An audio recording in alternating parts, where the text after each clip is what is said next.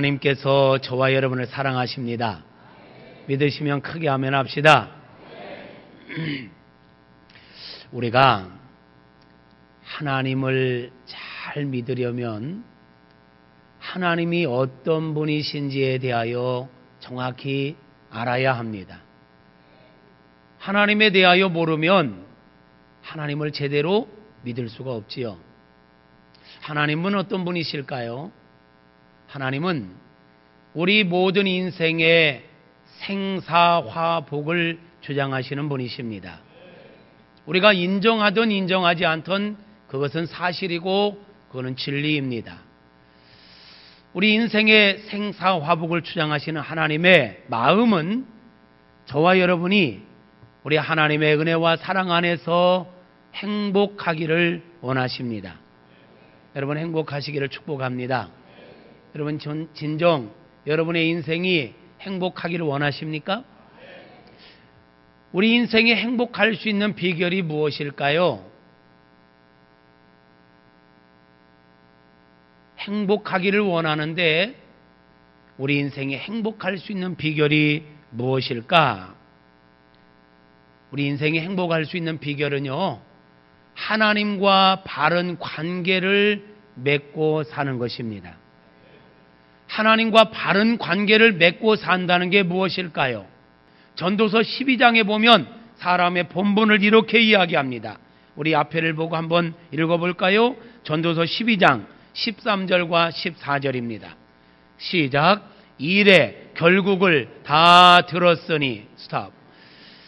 여기에서 일의 결국을 다 들었으니 이것은 전도서 1장부터 11장까지의 이야기를 한마디로 요약하는 단어입니다. 일의 결국. 일의 결국이 뭐냐? 1장부터 11장까지에서 이야기하는 바가 뭐냐? 여러분, 전도서는 그 유명한 솔로몬이 부귀영화를 다 누리고 살아왔던 솔로몬이 인생의 마지막 즈음에 자기 인생을 돌아보면서 회고한 회고록과 같은 책이 바로 전도서입니다. 부귀영화를 다 누려봤던 솔로몬이 인생을 돌아보면서 정리하기를 내가 살아보니까 부귀영화를 다 누려보니까 하나님 없는 인생은 하나님을 떠나 있는 모든 것들은 아무리 부귀영화를 누려도 헛되고 헛되며 헛되고 헛되니 모든 것이 헛되도다 라고 고백을 합니다. 이게 전도서 1장의 고백이에요. 인생을 회고하면서 제일 먼저 선언한 게 뭐냐? 백성들아, 인생들아 들어봐라. 내가 다 누려왔던 부귀영화, 이 또한 하나님을 떠나서 있는 부귀영화는 헛되고 헛되며 헛되고 헛되니 모든 것이 헛되더라 라고 고백하는 거예요. 그러면서 인생이 하나님을 떠나서 행하는 모든 것들은 헛되더라. 그것을 1장부터 11장까지 아주 그냥 장문의 인생의 모든 것들을 예를 들면서 이야기합니다. 그것을 한마디로 요약하기를 일의 결국을 다 들었으니 이렇게 정리하고 있는 거예요. 일의 결국을 들었으니 그 다음 같이 읽어요. 하나님을 경외하고 그의 명령을 지킬지어다.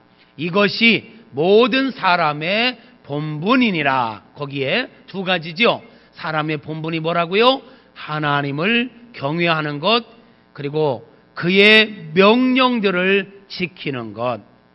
여러분, 사람이 자기 자리를 지킨다는 게 뭐냐? 사람이 해야 할 정말 중요한 일이 뭐냐? 하나님을 경외하는 것입니다. 그리고 하나님의 말씀을 따라 사는 것입니다. 아멘. 14절을 읽어볼까요? 하나님은 모든 행위와 모든 은밀한 일을 선악간에 심판하시리라.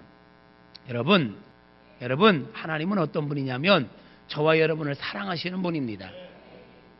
그렇기 때문에 우리가 하나님을 떠나서 잘못된 자리에 있으면, 어긋난 자리에 있으면 하나님 우리에게 찾아오십니다. 찾아오셔서 때로는 매를 드시기도 합니다. 징계를 하신다는 얘기입니다. 여러분, 하나님은 어떤 분이냐면 하나님께서 사랑하시는 자들이 잘못된 길을 가면 징계하시는 분이십니다. 혹자는 아니 사랑의 하나님께서 내 인생에 왜 이런 고통을 주는 거야 하면서 자기가 잘못한 건 생각하지 않고 어려움을 만나면 하나님을 원망합니다. 여러분 인생 여정 속에 생각지 않았던 어려움이 오거들랑 하나님과 나와의 관계를 점검해 보십시오. 하나님 앞에 내가 바로 서 있는가? 하나님은 때로 우리가 잘못하면 징계를 하신다 했어요. 인간 막대기, 사람 막대기를 통해서 징계하기도 하시고요. 물질 문제로 징계하기도 하시고요. 질병의 문제로 징계하기도 하시고요.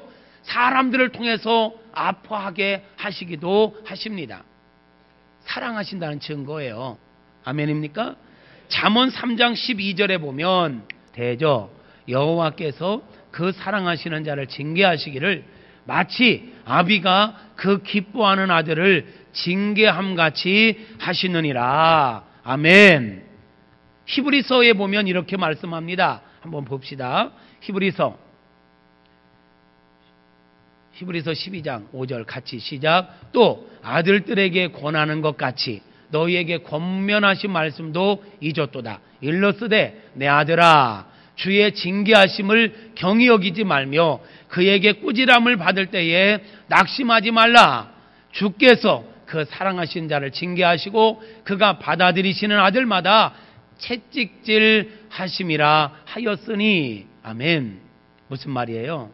하나님께서는요 당신이 사랑하는 자들이 잘못된 길을 갈 때, 있어야 될 자리 있지 않을 때, 마땅히 해야 할 일을 하지 않을 때면 사랑하기 때문에 징계를 하신다라는 거예요. 그러므로 여러분 어떤 징계를 받을 때 그 문제를 하나님 앞에서 풀으라는 이야기예요. 할렐루야. 생각지 않았던 사람, 정말 그러지 않을 사람이 나에게 어떤 배신을 하고 나를 아프게 합니까?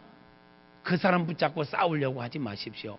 너 나한테 이럴 수 있어? 하면서 싸우려고 하지 마시고 하나님 앞에 내가 바르게 서 있지 못한 부분이 없는가 돌아보시라는 얘기입니다. 왜냐하면 하나님께서 그를 통하여 지금 나에게 말씀하고 계시는 것이기 때문에 그렇습니다. 생각지 않은 돈들이 막 새나갑니까? 원하지 않는 돈들이 막 허탄한 곳으로 빠져나갑니까? 하나님 앞에 나의 삶을 돌아보십시오. 내가 하나님 앞에 바로 서 있지 못한 부분은 없는가? 분명히 하나님과의 관계 속에 틀어져 있으면 물질의 문제를 통해서 돌이키기를 원하시는 것입니다.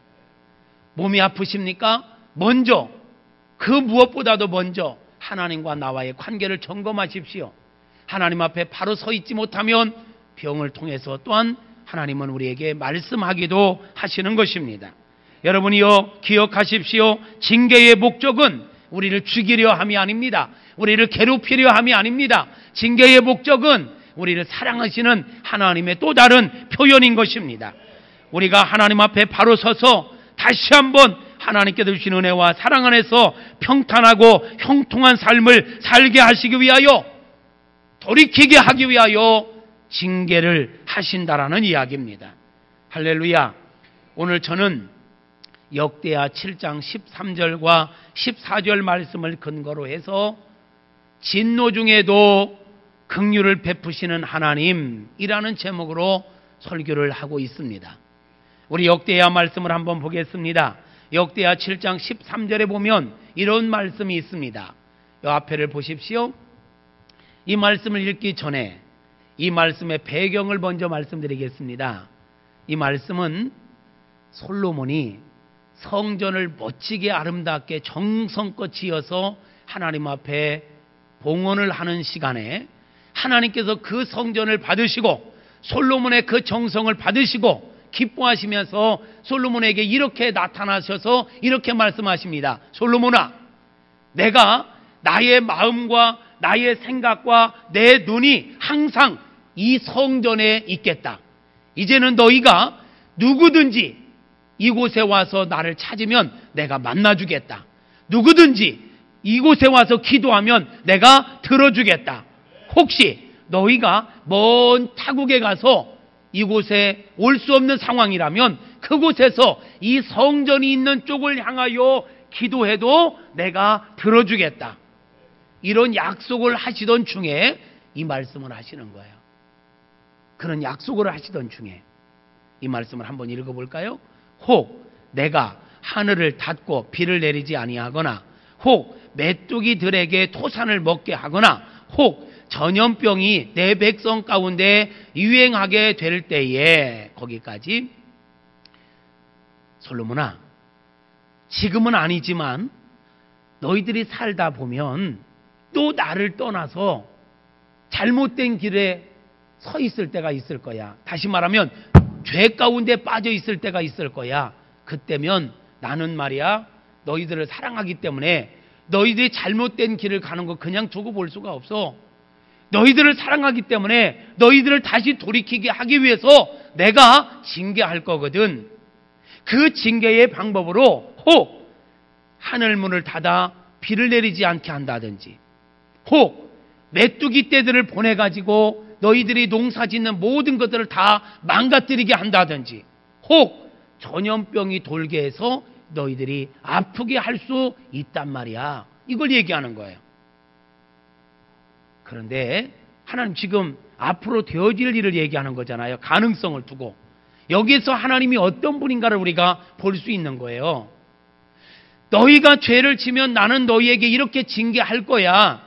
그런데 그때 그런 일을 만나면 너희가 어떻게 해야 이 어려움에서 해결되냐면 내가 알려줄게. 잘 들어봐 하면서 이야기하는 게 14절입니다. 그래서 이 14절을 통해서 우리는 하나님이 어떤 분인가를 아는 거예요. 아하, 하나님은 진노 중에도 긍휼을 베푸시는 분이구나. 아멘. 아멘. 우리는 14절의 말씀을 주목해 보아야 합니다. 14절의 말씀을 통해서 어떻게 하면 하나님께서 진노를 그치고 비를 내리시고 하나님께서 메뚜기 떼를 거두시며 이 땅에 전염병을 거두실까? 14절을 우리가 주목해 보면서 지혜를 얻어야 할 것입니다. 하나님께서 알려주신 방법입니다. 14절 우리 함께 읽어보겠습니다. 시작. 내 이름으로 일컫는 내 백성이 그들의 악한 길에서 떠나 스스로 낮추고 기도하여 내 얼굴을 찾으면 내가 하늘에서 듣고 그들의 죄를 사하고 그들의 땅을 고칠지라. 아멘. 저는 우리 하나님께서 속히 이 땅을 고쳐주시기를 원합니다. 하나님께서 속히 이 땅에 회복을 주시기를 원합니다. 다시 하나님께서 속히 저와 여러분의 가정을 고쳐주시고 저와 여러분의 사업장을 고쳐주시고 삶의 현장을 회복시켜 주시는 은혜가 있기를 바랍니다. 그러기 위해서 무엇을 먼저 해야 된다고요? 14절 다시 봅니다. 여러분, 이 민족의 이 위기에서 탈출할 수 있는 비결은 대통령이 무엇을 하는 게 아니에요. 국회의원들이 뭘 해야 되는 게 아니에요. 하나님께서 찾는 사람이 있네요. 내 이름으로 일컫는 내 백성이 이 문제의 해결하는 중심에 누가 있어야 되느냐? 하나님의 백성들, 바로 저와 여러분이 먼저 하나님 앞에 바로 서야 되는 것입니다. 하나님은 지금 대통령이 내 앞에 서라 이렇게 말씀하고 있지 않아요. 국회의원들로 하여금 내 앞에 바로 서게 하라 그렇게 말씀하고 있지 않아요. 내 이름으로 일컫는 내 백성들이, 내 사랑하는 백성들이 먼저 악한 길에서 떠나야 된다. 죄를 버려야 된다. 하나님 앞에 있어야 될 자리에서 이탈된 거기에서 돌이켜야 된다. 회개해야 된다라고 말씀하고 있는 것입니다. 사랑하는 성도 여러분, 이 민족의 위기에서 우리가 해방되는 길은 저와 여러분이 먼저 하나님 앞에 회개하는 것입니다. 회개란 우리의 잘못을 고백하는 겁니다. 더 나아가 회개란 잘못된 길을 가고 있다면 거기에서 돌이켜 하나님 앞에 바로 서는 것입니다. 회개합시다. 아멘. 오늘날 우리 조국교회 안에 회개에 대한 메시지가 사라지고 있다는 게 비극입니다. 예수님께서 이 땅에 오셔서 공생애를 시작하면서 제일 먼저 외친 게 뭐냐? 회개하라, 천국이 가까웠느니라. 예수님의 오실 길을 예비하던 세례 요한이 제일 먼저 외친 게 뭐냐? 회개하라, 천국이 가까웠느니라. 예수님의 제자들이 어떻게 하면 우리가 죄를 용서받고 구원받을 수 있을까요? 물을 때 가장 먼저 외쳤던 말이 뭐냐? 회개하라, 천국이 가까웠느니라. 그렇다면 오늘 우리가 하나님 앞에서 먼저 들어야 될 메시지가 있다면 회개하는 것입니다. 그런데 오늘 우리 조국교회 성도들이 회개하라는 말을 싫어합니다. 내가 무엇을 잘못했단 말이야. 내가 무슨 죄를 졌는데 내가 왜 회개해야 돼? 라고 따집니다. 정말 회개할 게 없습니까? 우리는 우리 가족들의, 우리 조상들의 이 민족이 하나님 앞에 범한 죄를 짊어지고 하나님 앞에 회개해야 합니다. 미스바 광장에서 이스라엘 백성들이 회개할 때 보니까 이 민족의 아버지 앞에 범죄하였나이다, 용서하여 주시옵소서, 이렇게 회개하더라고요. 여러분, 우리가 이 민족의 죄를 대신 회개합시다. 이게 중보자의 사명인 것입니다. 할렐루야. 이 민족의 죄를 끌어안고 우리가 회개할 때 하나님께서 그 뜻을 돌이키셔서 진노 중에도 은혜를 베풀어 주실 것입니다. 내 백성들이 그들의 악한 길에서 떠나라, 회개하라. 그 다음에 뭐라고 합니까? 스스로 낮춰라, 높아진 마음을 낮춰라. 무슨 말이에요? 여러분, 하나님은 교만한 자를 싫어하십니다. 그런데 교만이 뭔지 아십니까? 하나님 없이도 살 수 있다고 생각하는 것이 교만인 것입니다. 1초 후의 일도 모르는 인생이 내 인생을 내가 책임지겠다고 나가는 것, 이것보다 더 무모하고 이보다 더 교만한 게 어디 있겠습니까? 하나님은 너의 본분을 알아라, 너 인생의 한계를 알아라, 스스로 낮춰라. 너는 전능자가 아니다, 너는 주인이 아니다. 그러므로 스스로 낮춰라. 그리고 하나님의 은혜를 구하라. 스스로 자기를 낮추고 기도하여 하나님의 은혜를 구하여 하나님의 얼굴을 찾으라. 하나님의 얼굴을 찾으라는 것은 하나님의 도움이 내 인생의 답이다라는 것을 인정하라는 거예요. 사람을 바라보지 말고 세상을 바라보지 말고 하나님의 은혜를 바라보라는 거예요. 여러분, 이 땅을 고쳐줄 수 있는 분은 하나님이십니다.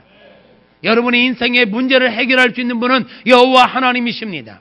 그러므로 하나님을 찾으십시오. 그의 얼굴을 구하십시오. 그리하면 뭐라고 합니까? 내가 하늘에서 너희의 소리를 듣고 그들의 죄를 사하고 그들의 땅을 고쳐 주리라. 할렐루야. 사랑하는 성도 여러분, 그렇습니다. 지금 우리에게 필요한 것은 우리들이 먼저 하나님 앞에 바로 서는 것입니다. 회개하는 것입니다. 하나님 앞에 나를 낮추고 하나님의 은혜를 겸손히 구하는 것입니다. 여러분, 저와 여러분 안에 깨진 부분들이 무엇입니까? 지금 저와 여러분 안에 회복되어져야 될 부분들이 무엇입니까? 가정 안에, 우리 교회 안에, 조국교회 안에, 이 나라 민족 안에 모든 것들을 돌아볼 때 어쩌면 하나부터 10까지 100까지 하나님의 은혜가 절대 필요하지 않습니까? 사랑하는 성도 여러분, 우리가 봐도 지금 우리가 살고 있는 이 땅이 황무해졌습니다. 너무 황폐해졌습니다. 성한 곳이 하나도 없습니다. 총체적 부패입니다. 정치계를 봐도 부패해져 있잖아요. 경제계를 봐도 성한 곳이 없어요. 법조계를 보면 어떻습니까? 그래도 정의가 살아있어야 될 법조계마저도 지금 힘의 원리에 의해서, 돈의 원리에 의해서 부정부패가 얼마나 판을 치고 있습니까? 교육계가 부패했습니다. 국방부가, 언론계가 어느 곳 하나 성한 곳이 없잖아요, 여러분. 그래도 그 각 시대마다 마지막 보루라 할 수 있는 곳이 교회입니다. 미안해요. 죄송해요. 그런데 오늘 우리 조국교회의 현실을 보니 교회는 성합니까? 오늘 우리 조국교회의 현실을 볼 때 연일 한 뉴스로 뜨는 것 중에 하나가 우리 대형교회 목회자들의 비리요 문제예요. 죄송합니다. 어떤 문제가 터지고 나면 여지없이 나오는 사람들, 크리스천들이 꼭 껴 있습니다. 세상은 다 부패해져도 적어도 우리 크리스천들은 깨어 있어야 하는데, 우리 크리스천들이 빛과 소금의 역할을 감당해야 되는데 우리가 그 역할을 지금 감당하지 못하고 있어요. 우리가 이 문제를 해결해 보려고 뭔가 손을 대다 보면 인생이 더 꼬이고 문제가 더 꼬이고 있음을 보게 됩니다. 성도 여러분, 지금 이 나라가 이대로 조금만 더 가면 정말 큰 위기에 빠집니다. 지금 우리는 내 문제 앞에, 나의 작은 유익 앞에서 울고 웃을 때가 아니라 민족의 문제를 끌어안고 울어야 될 때입니다. 이 문제를 해결할 수 있는 분은 여호와 하나님이십니다. 그러려면 우리가 하나님 앞에서 죄에서 떠나야 합니다. 하나님을 구해야 합니다. 겸손히 하나님의 은혜를 구해야 합니다. 하나님 앞에 바로 서야 하나님께서 이 민족을 고쳐주시고 이 나라에게 소망을 주시게 될 것입니다. 사랑하는 성도 여러분, 우리가 먼저 죄를 버리고 회개합시다. 하나님 앞에 바로 섭시다. 그리고 하나님의 은혜를 구하십시다.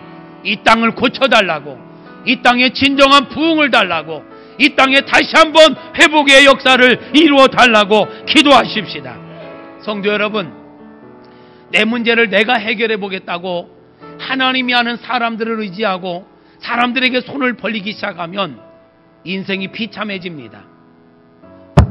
순간적인 유익을 위해서 타협하지 말아야 될 것, 용납하지 말아야 될 게 있는데 순간적인 유익을 위해서 용납하지 말 걸 용납하고 있습니다. 지금 여러분, 솔로몬의 이야기를 아까 했네요. 솔로몬이 왕이 된 초기에는 하나님 앞에 너무너무 잘했습니다.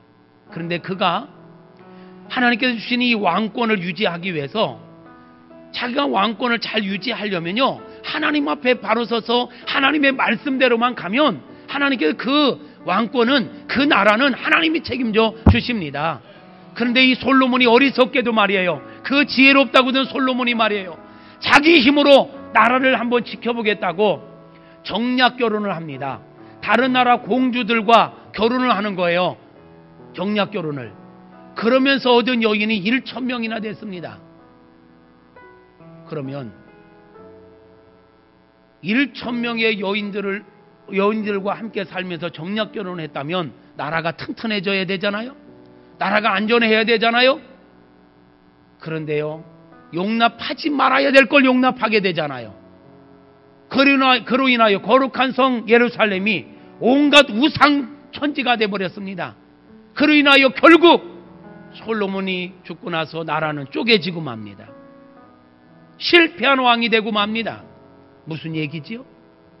인간의 방법으로 인간의 행복과 미래를 꿈꾸는 것은 실패를 가져올 수 있다는 거예요. 하나님의 은혜를 구해야 됩니다. 그래서 우리는 죄에서 떠나 스스로 낮추고 하나님께 기도하며 하나님의 얼굴을 구하는, 하나님의 은혜를 구하는, 하나님의 사랑을 구하는 이러한 삶을 살아야 된다라는 것입니다.